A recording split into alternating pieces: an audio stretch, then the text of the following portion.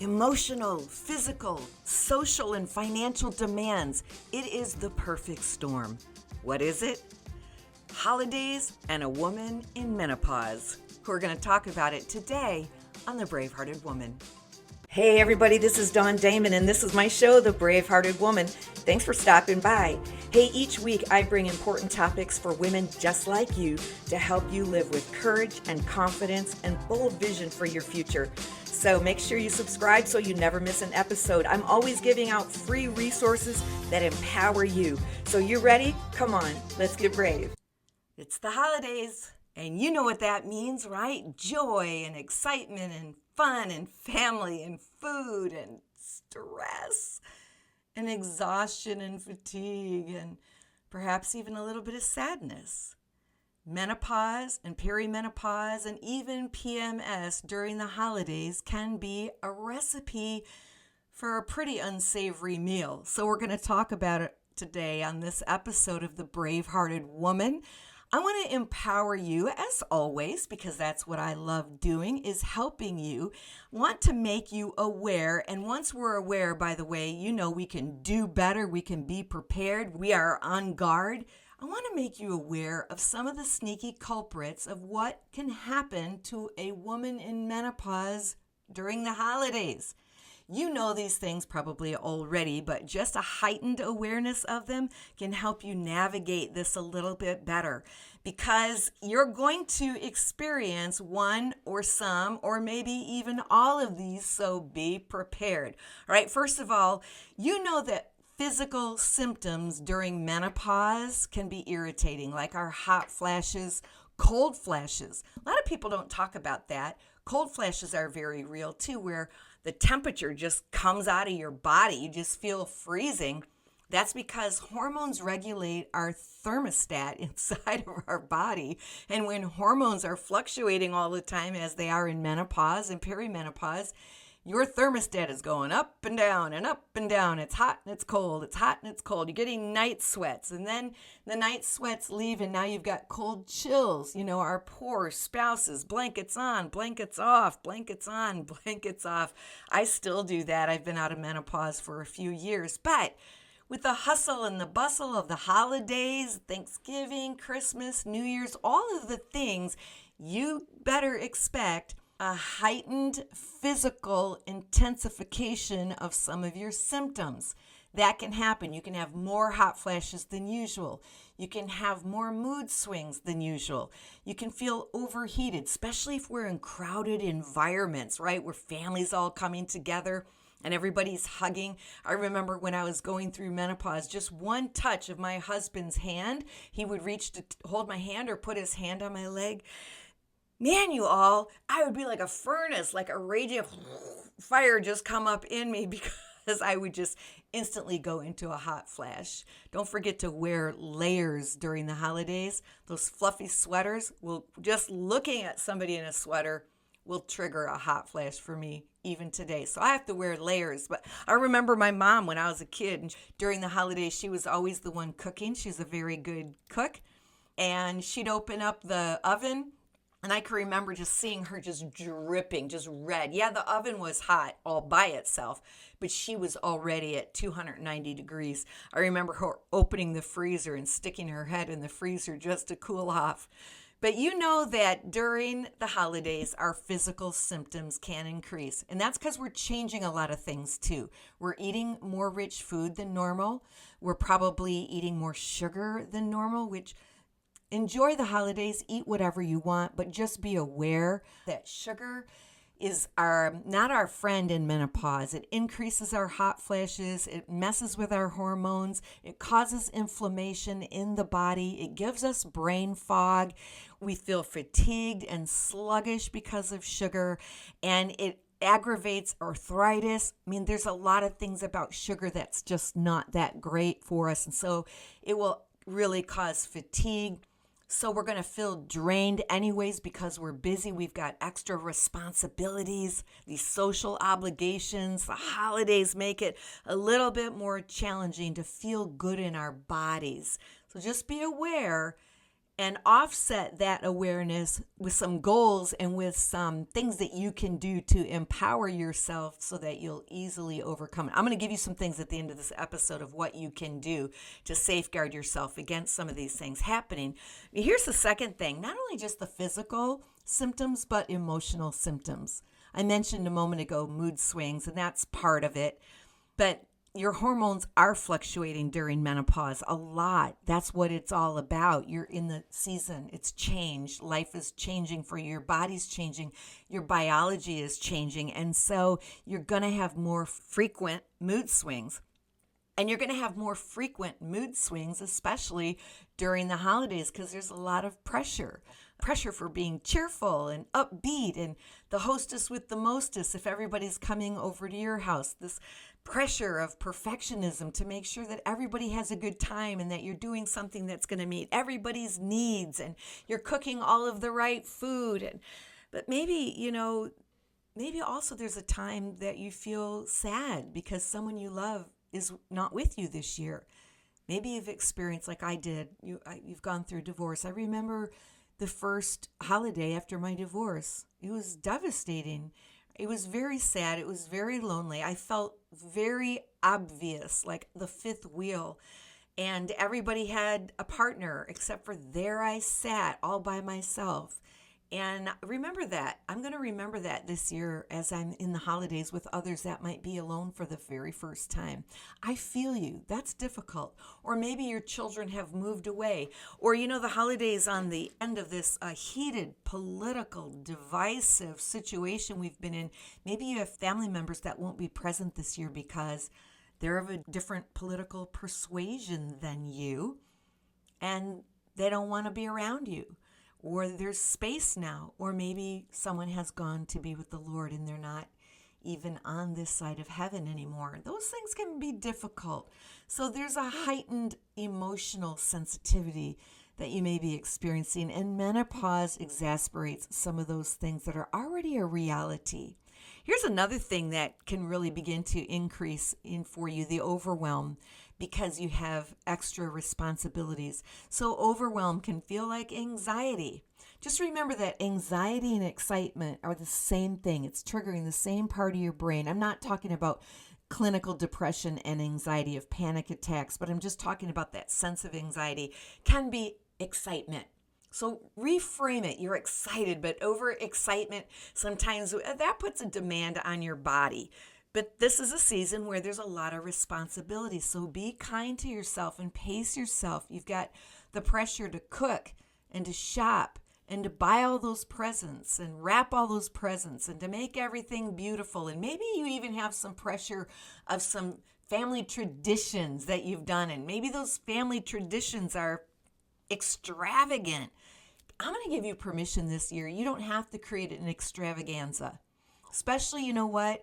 This generation of our children and grandchildren, they are not necessarily food-centric like we used to be around the table, although they're foodies, don't get me wrong, but they're more about experience. They want to play games. They want to play cards. They want to sit around the table and talk forever. They want to experience relationships. They love just that environment. So give yourself a break. You don't have to make 17 desserts. You really don't. You don't have to make 4 kinds of mashed potatoes. Oh, and here's something. You can delegate. You don't have to cook everything yourself. So don't be a martyr. Don't say, well, I always do it all and I want to take it all on and I'm not going to ask anybody for help. And now all of a sudden you're kind of in your feels, maybe having a little bit of a pity party. You've got all this responsibility and nobody's helping. Well, listen, open up your mouth and delegate. Use it. You don't have to be a martyr. Don't have to be the only one making the holidays beautiful. I know that I struggle with that. I have the gift of hospitality somewhere in my gift mix. I do love making amazing events for my family. And I like making events so that they don't have to do anything because I want to bless my kids. I want to say, gosh, you guys are working full time. You got all these little children. You're running all over the place. I want to just come and just relax. But is that really realistic? Because all of a sudden I'm juggling four things. My husband and I are in the kitchen together and we're feeling stressed and we rarely snap at each other, but pretend we do. It could be a setup. So go ahead and delegate. It's all good. All right.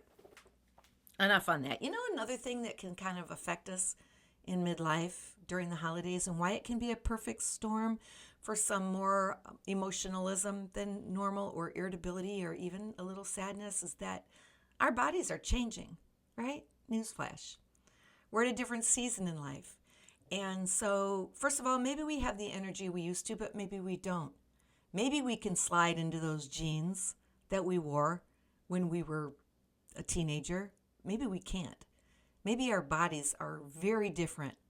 Maybe because of the change of life, we have some extra, we call it the muffin top, because your body is committed to turning into an estrogen fat producing factory.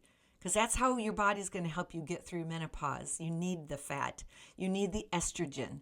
And so all of a sudden you've got fluff where you never had it before. And all I'm saying there is that sometimes can cause a little bit of sadness for us or anxiety for us or a lack of confidence. We don't show up as confident, as bold. We don't show up as feeling, elegant and beautiful in our own skin like we used to. And so maybe the weight that we're carrying or the change of our shape, or maybe the fact that, we don't have the energy that we used to, or maybe I show up and I feel like my hair is not what it used to be and I can't get it to do anything and I want to look festive, but this outfit that I used to wear for Christmas, my Mrs. Santa Claus sweater won't go on anymore. I have to part with that.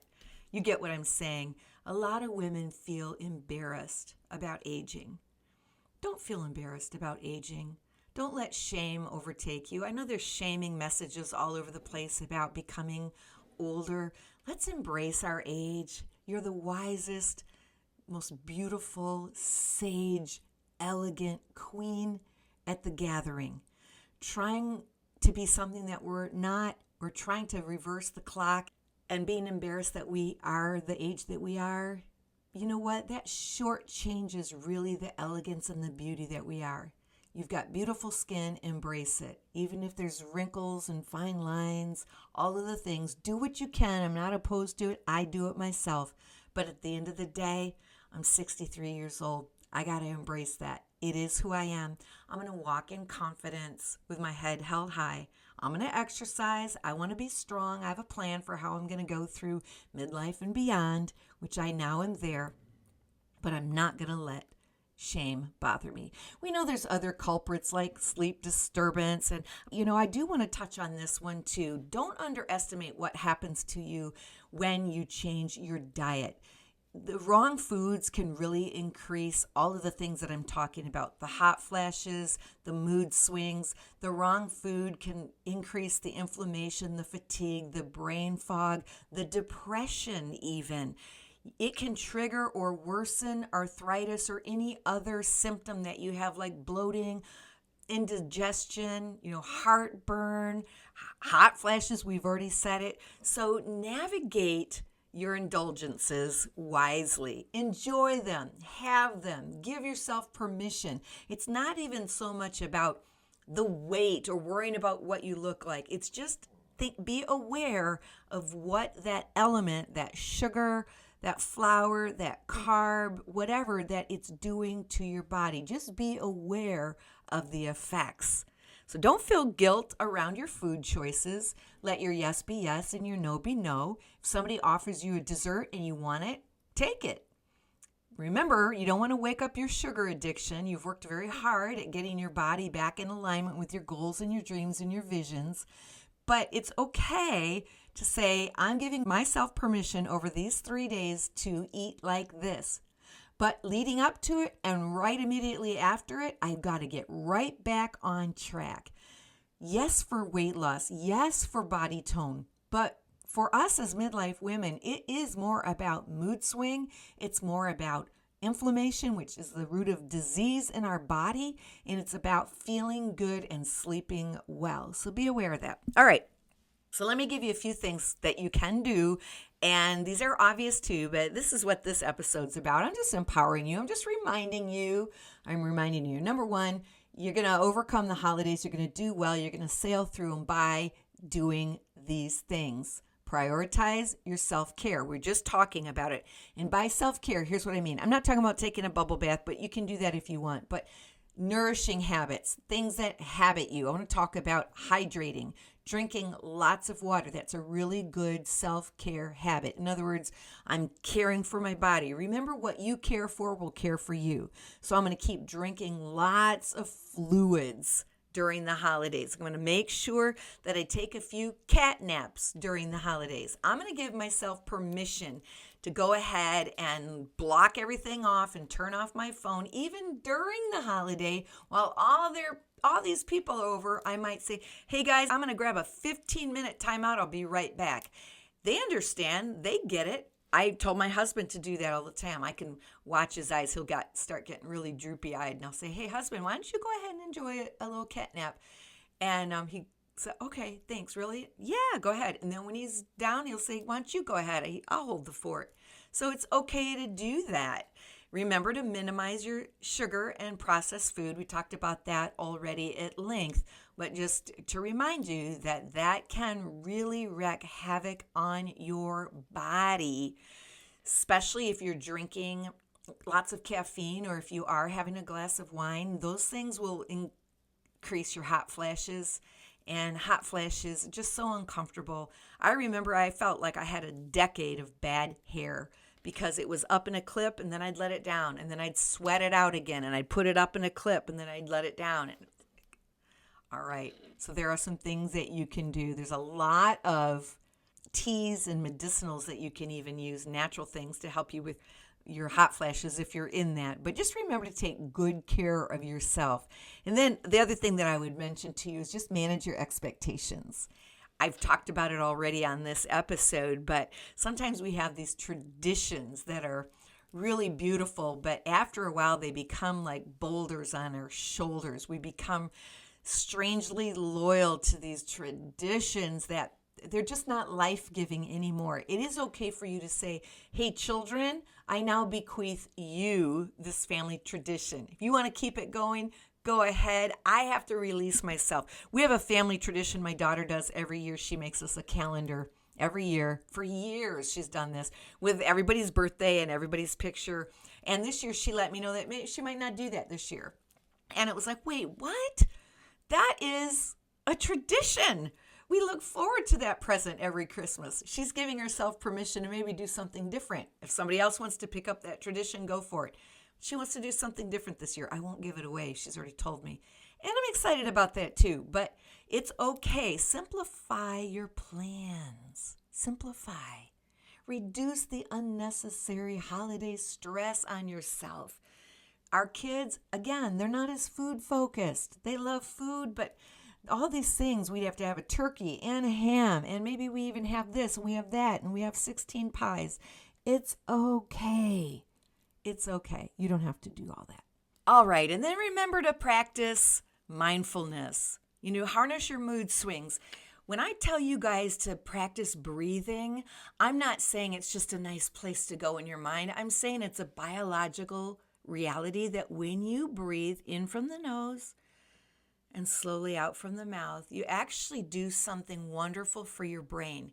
You take it out of hyperdrive, overdrive, overstimulation. It's called the sympathetic nervous system. You take it out of the sympathetic and you put it into the parasympathetic, which is a state of calm and peacefulness. I'm telling you to change your state, to change your brain by practicing breathing. So you can harness those mood swings. You can regulate yourself. You can bring yourself back to a place of calm and peace and boost your mindset by just practicing your breathing. Make sure you do that. And then lastly, just lean on support. You don't have to be the martyr. You don't have to do it all. Delegate, delegate, delegate. Share the load. Let people know what you're thinking, where you need help with. And finally, if you don't have a community that you feel a part of, if you feel a little bit isolated and withdrawn, or you don't know where to draw strength from, I invite you to join my private Facebook group. We have about 600 women who come together all in midlife, helping each other, supporting each other, and every Monday morning at 9 a.m. Eastern Standard Time, I am there giving you a juicy mindset mastery tip so that you can master your thought life and live full out as a confident, brave-hearted woman. So that's what I have for you today. Now, before I leave you, I want you to do this exercise with me. I want you to use the power of your godly imagination. I want you to close your eyes. I want you to take a few breaths in and out. And I want you just to imagine yourself, picture yourself enjoying the holidays. You're showing up brave. You're confident. Can you see yourself? You're shining. You're radiant. You feel good about yourself. Your family comes in and they're all joyful. And then you're sitting around the table or enjoying some food together. And then I want you to see maybe some tension arises. Maybe there's a conversation that's difficult. Watch yourself navigate gracefully with wisdom, calm, patient, beautiful. And suddenly, the atmosphere once again turns powerfully, beautifully, calmly, because you, brave-hearted woman, are in control. If you see yourself many times before you get there, you will actually train your brain how to respond when it comes up against these situations. So I want you to think about, how do you want to go through the holidays? Not just like waving the white flag when it's over, but standing on that proverbial mountain going, I got it. I won. Not just the battle, but the war. I made it.